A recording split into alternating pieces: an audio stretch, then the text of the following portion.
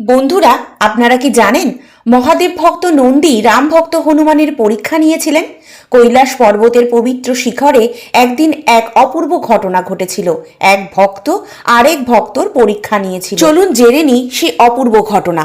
হনুমানজি মহাদেবের দর্শনের উদ্দেশ্যে কৈলাসের পথে রওনা হয়েছেন। ভগবান রামের পরম ভক্ত হলেও তিনি শিব ভক্ত হিসেবে সমানভাবে প্রসিদ্ধ। তার আগমনের সংবাদ পেয়ে মাতা পার্বতী স্নেহ ভরে বললেন, হনুমান তো জগতের শ্রেষ্ঠ ভক্ত। তখন মহাদেব দায়িত্ব দিলেন তার বাহন নন্দীকে। তিনি বললেন, হনুমানকে পথ দেখিয়ে নিয়ে এসো।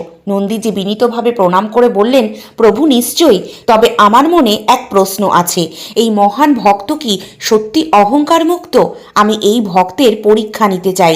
পরীক্ষায় উত্তীর্ণ হলে তবেই আপনার দর্শনে নিয়ে আসব। অনুমতি পেয়ে নন্দী এক বৃদ্ধ কুষ্ঠরোগীর রূপ ধারণ করলেন।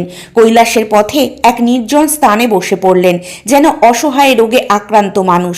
কিছুক্ষণ পর হনুমানজি সেখানে এসে পৌঁছালেন। হঠাৎ তার কানে এলো প্রবল কাশির শব্দ। চারিদিকে তাকিয়ে তিনি বৃদ্ধরূপী নন্দীকে দেখতে পেলেন। তিনি দ্রুত এগিয়ে গিয়ে নম্র স্বরে বললেন, বাবা, আমি কি কোনোভাবে আপনাকে সাহায্য করতে পারি? বৃদ্ধ কাপা গলায় বললেন, আমার খুব তৃষ্ণা পেয়েছে, একটু জল এনে দেবে?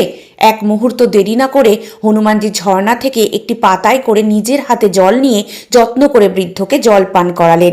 তারপর তার ক্ষত স্থান দেখে তাড়াতাড়ি করে জঙ্গল থেকে জড়িবুটি সংগ্রহ করে প্রলেপ লাগাতে গেলে বৃদ্ধ তৎক্ষণাৎ বললেন, দূরে যাও, আমি কুষ্ঠরোগী, আমাকে স্পর্শ করো না। হনুমানজি শান্ত দৃঢ় কণ্ঠে উত্তর দিলেন, আমার কাছে মানব সেবা মানেই ঈশ্বর সেবা।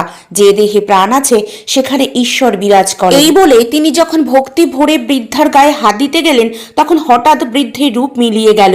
সেখানে প্রকাশ পেলেন স্বরূপে নন্দীজি। নন্দীজি আবেগ ভরে বললেন, প্রভু হনুমান, আমি আপনার পরীক্ষা নিচ্ছিলাম, আমাকে ক্ষমা করুন। হনুমানজি মুচকি হাসি দিয়ে বললেন, ক্ষমা চাওয়ার কিছু নেই, আমি তো শুধু আমার কর্তব্য পালন করেছি। আপনার সেবা করা মানেই তো মহাদেবের সেবা। নন্দীর চরণে ফুল জল নিবেদন না করে তো কেউ মহাদেবের কাছে পৌঁছতে পারে না। নন্দীর চোখে তখন আনন্দাশ্রু। তিনি বললেন, আপনি সত্যি জগতের শ্রেষ্ঠ ভক্ত, ভক্তিতে, নম্রতায় ও সেবায় অতুলনীয়।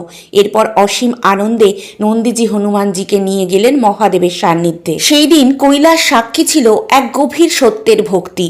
শুধু জপ বা তপ নয়, ভক্তি হলো নিঃস্বার্থ সেবা, করুণা আর বিনম্রতা। হনুমানজি জগৎকে শেখালেন, মানুষের মাঝে ঈশ্বরকে দেখতে শিখলেই জীবনের প্রতিটি কাজ হয়ে ওঠে পূজা, আর প্রতিটি সেবা হয়ে ওঠে সাধনা। বন্ধুরা, আজকের ভিডিওটা যদি ভালো লাগে অবশ্যই একটি লাইক করবেন, আর কমেন্ট বক্সে জয় বজরং বলে লিখতে কিন্তু ভুলবেন না।